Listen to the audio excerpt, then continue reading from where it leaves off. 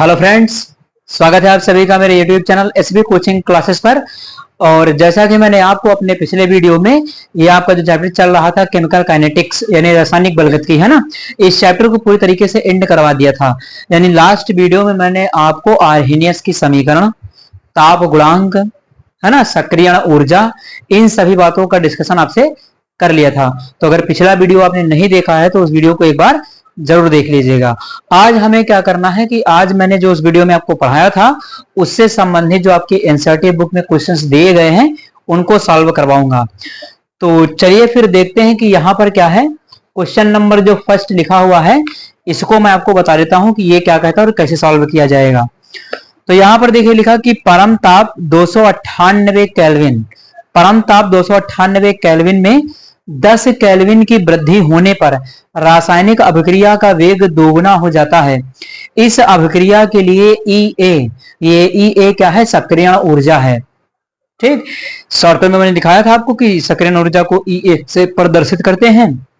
तो EA की आपको गणना करना है। तो आसान सवाल है, सक्रियण ऊर्जा आपको निकालनी, फाइंड करनी है। मैंने आपको एक रिलेशनशिप लास्ट वीडियो में पढ़ाया था, उसी रिलेशनशिप के द्वारा इस सवाल को क्या किया जाएगा? सॉल्व कर लिया जाएगा, है ना। तो चलिए मैंने आपको जो रिलेशनशिप लिखाई थी उसी से हम इसको सॉल्व करना स्टार्ट करें। सबसे पहले आपको देखिए क्वेश्चन में दिया क्या क्या गया है वो आपको लिखना है। तो सबसे पहले यहाँ पर आपको जो टेम्परेचर दिया है 298 केल्विन और उसमें कह रहा है कि जो है 10 केल्विन की वृद्धि हो जाए, है ना। तो पहले T1 T2 लिख लेंगे और जो आपको दिया अभिक्रिया का वेग दोगुना वगैरह इसको कर लिया जाएगा। फिर उसके बाद ये कैलकुलेट कर लेंगे यहाँ से। तो चलिए लिख लेते हैं जो हमें दिया गया है। सबसे पहले आपका यहाँ पर सॉल्यूशन में लिखेंगे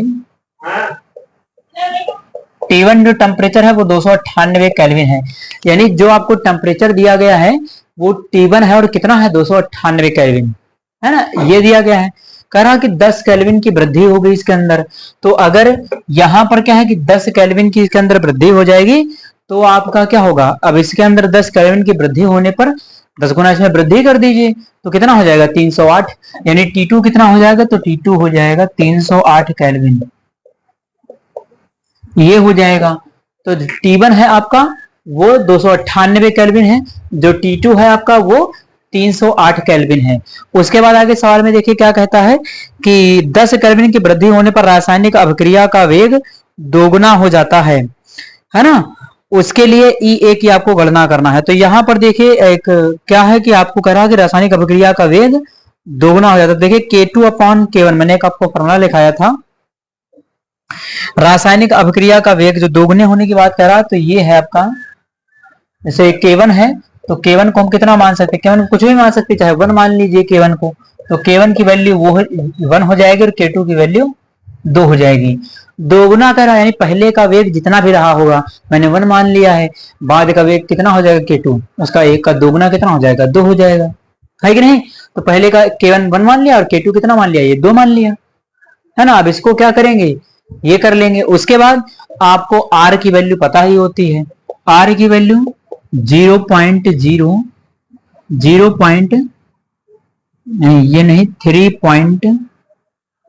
3 लिख ली जाएगी 8.314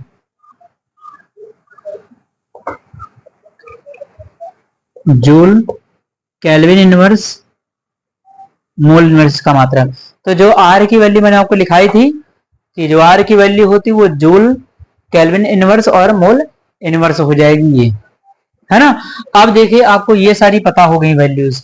अब मैंने एक आपको फार्मूला लिखाया था पिछले वीडियो में, तो वहां पर मैंने आपको बताया था log K2/K1 बराबर EA/2.303/R और ब्रैकेट में था T2 - T1/T1 T2, है ना। ये फार्मूला मैंने आपको पिछले वीडियो में बताया था। तो यहां से देखिए आपको क्या करना होगा, आपको ये फाइंड करना है सक्रियण ऊर्जा, है ना। तो चलिए यहां पर पहले क्या करते, सारी वैल्यूज को रख लेते हैं। यहां पर देखिए log K2 की वैल्यू कितनी है? 2 है। K1 की वैल्यू कितनी है? तो 1 है। उसके बाद बराबर आपका ये हो जाएगा और नीचे 2.303 आर की वैल्यू देखिए कितनी है, तो आर की वैल्यू पर लिखी हुई 8.314, ये हो गई। T1 T2 की वैल्यू यहां से रख दीजिए इधर। T2 कितना है, तो ये T2 है आपका 308। T1 कितना है 298, और उसके बाद T1 T2 दोनों को गुणा करना है, तो T1 है आपका 298 गुणे 308, है ना। चलिए अब इस साइड में मैं आपको इस सवाल को आगे सॉल्व करवाऊंगा। तो यहां पर देखिए इतना समझ आया होगा, यहां पर केवल वैल्यू रख दिया है मैंने और कुछ नहीं किया है ना। K2 की वैल्यू कितनी थी 2, K1 की वैल्यू कितनी थी 1, ये लिख लिया। बाकी आपका ये कैलकुलेट करना है, R की वैल्यू यहां पर रख लिया है और ये कर लिया, है ना। अब देखिए इसका क्या होगा, 1 को 2 से भाग करेंगे तो यही रहेगा, तो ये यहां से कितना हो जाएगा, ये हो जाएगा आपका log 2, और इधर कितना होगा, ये log 2 हो जाएगा, log 2 इधर होगा EA अपॉन 2.303 8.314, ये हो जाएगा। और इधर देखें ये घटा देंगे तो कितना 10 बचेगा ऊपर, यानी ऊपर हो जाएगा 10, और नीचे का मल्टीप्लाई कर लेंगे तो नीचे ये 91,784 आ जाएगा। इन दोनों को मल्टीप्लाई करने पर 91,784 आएगा, इन दोनों को मल्टीप्लाई करने पर। अब यहां पर क्या करना है आपको, देखिए log 2 है, log 2 का मान 0.3010, ठीक, तो इसको रख लीजिए 0.3010। ये की वैल्यू ये कैलकुलेट करना है, इन दोनों को देखिए क्या करेंगे, इन दोनों को भी मल्टीप्लाई कर लेंगे, ये आ जाएगा 19.147, है ना, ये हो जाएगा। और इधर क्या होगा आपका, वही 10 91,784, है ना। ये गुणा भाग आपको आना चाहिए, गुणा भाग कर लीजिएगा, है ना। तो यहाँ पर ये इतना सॉल्व हो जाएगा। अब देखिए यहाँ से ये निकालना है, ये सब क्या हो जाएंगे गुणे में, और वो हो जाएगा बटे में। तो ये बराबर देखिए क्या हो जाएगा, तो ये बराबर हो जाएगा 0.3010, 19.147 और 91,784, ये हो जाएगा। और नीचे आपका हो जाएगा 10, है ना, यहां पर क्या हो जाएगा 10 हो जाएगा।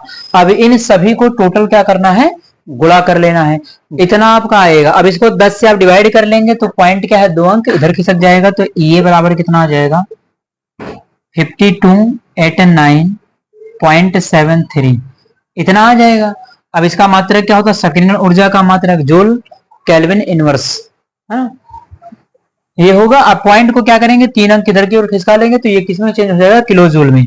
तो ये बराबर कितना हो जाएगा 52.897 और किलो जूल प्रति मोल, ये आपका क्या हो जाएगा आंसर हो जाएगा, है ना। अगर इसको यहां पर छोड़ेंगे तो यहां पर आंसर आप जूल में लिखेंगे, है ना, कि जूल प्रति मोल। अगर यहां से छोड़ेंगे तो जूल प्रति मोल इसका आंसर हो जाएगा। अगर किलो जूल में चेंज करना है तो पॉइंट को 3 अंक क्या करेंगे इधर बढ़ा लेंगे, 1000 से भाग करके। 3 अंक कैसे बढ़ेगा, 1000 से भाग करेंगे तभी तो यहाँ पर क्या होगा 1 2 3, तो 52.897 52.897 इसका क्या हो जाएगा सक्रियण ऊर्जा की वैल्यू निकल आएगी। तो सवाल आसान था, इसके प्रैक्टिस भी करिएगा, है ना। तो आप इसका स्क्रीनशॉट ले लीजिए, फिर मैं डिस्कशन करता हूं आपसे अगले सवाल पर।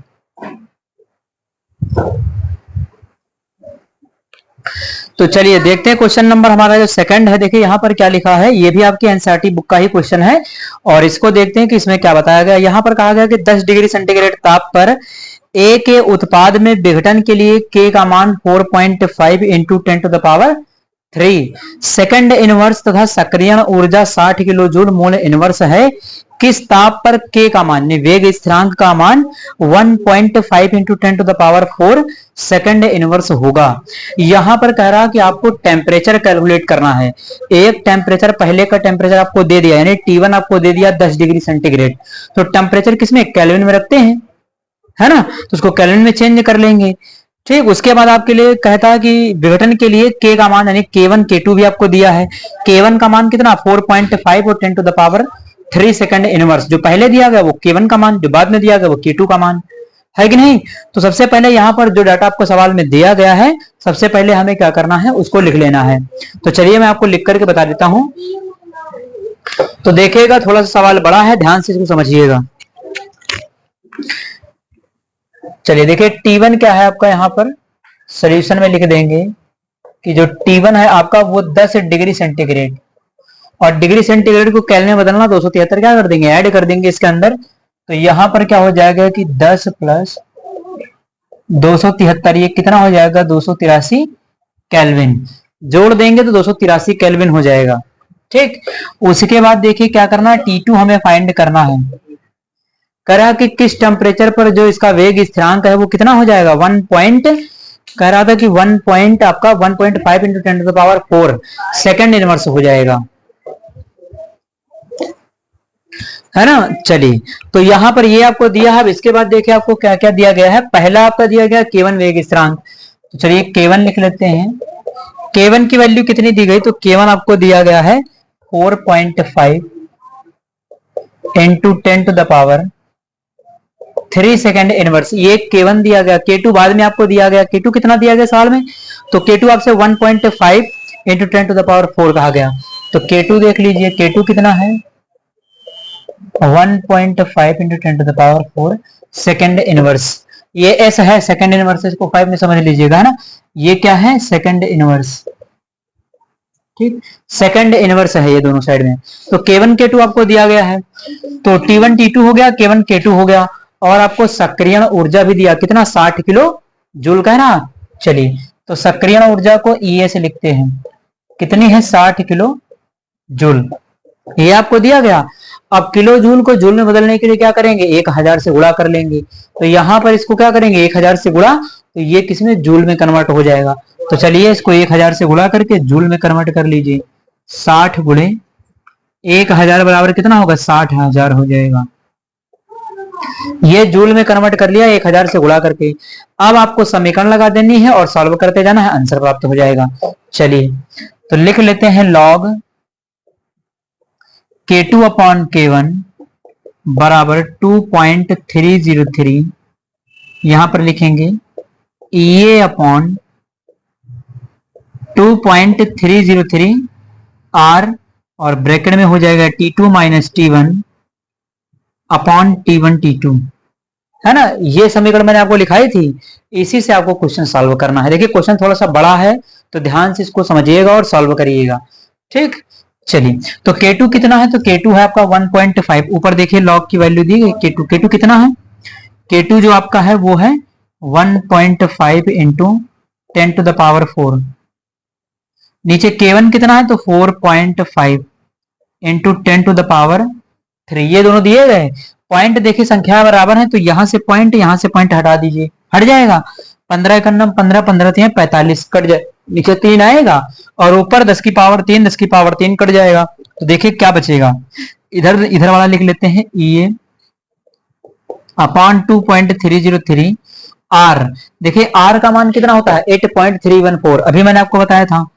तो 8.314, इधर क्या हो, इधर आपका हो जाएगा T2 कितना, नहीं T2 तो ज्ञात करना है आपको, तो T2 वैसे रहने दीजिए। T1 कितना है, तो 283 है आपका। नीचे T1 T2 हो, तो T1 कितना है, तो T1 आपका है 283, और फिर नीचे क्या हो जाएगा, T2 हो जाएगा, है ना। ये हुआ। अब देखिए यहां से क्या बचेगा, तो इस साइड में मैं इसको सॉल्व कर देता हूं, यहां पर, है ना, इस साइड में इधर सॉल्व कर देता हूं। तो यहां से देखिए आपका क्या बचेगा, लॉग ऊपर बचेगा आपका, ये देखिए ऊपर क्या बचेगा, ऊपर बचेगा 10, है ना, एक बचेगा, तो ऊपर हो जाएगा 10 और नीचे हो जाएगा 3। बराबर में क्या है, बराबर में आपका EA कितना है, अभी EA निकाला है आपने, तो यहां पर भी EA चेंज कर लीजिए। EA का मान कितना है, ये देखिए 60,000 जूल है, तो 60,000 यहां लिख लीजिए। ठीक, तो यहां हो जाएगा 60,000, और नीचे क्या है, इन दोनों का मल्टीप्लाई कर लीजिए, गुणा 147, ये आ जाएगा। इन दोनों का गुणा करने पर 19.147 आ जाएगा। और ऊपर देखिए क्या है कि T2 माइनस 283 ये रहेगा, और नीचे आपका 283 T2, है ना। अभी केवल इतना करते जा रहे हैं, जो जो वैल्यू दी गई थी वो वैल्यू रख दिया है, इसको गुणा करके यहाँ पर जो आया वो यहाँ पर लिख दिया 19.147, है ना।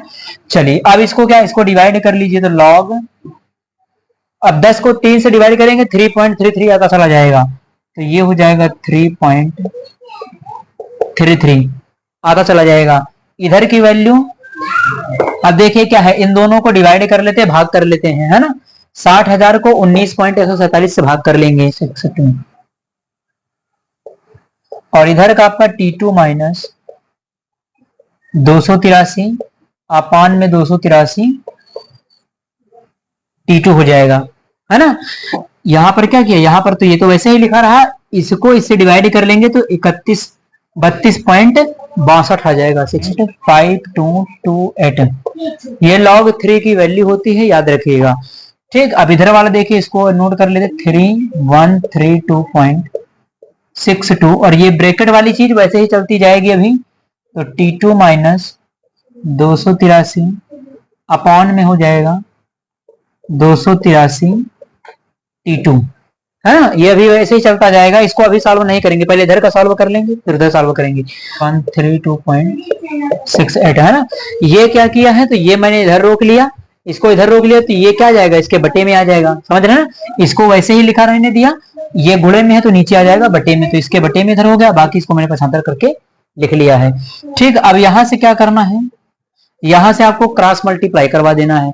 चलिए, तो ये देखिए क्या है कि T2 माइनस 283, ये उधर क्या करेगा, मल्टीप्लाई कर लेगा, तो 0.5228 अपॉन में क्या होगा 3132.62 इंटू में ये वाला उधर मल्टीप्लाई कर लेगा 283 T2, है ना।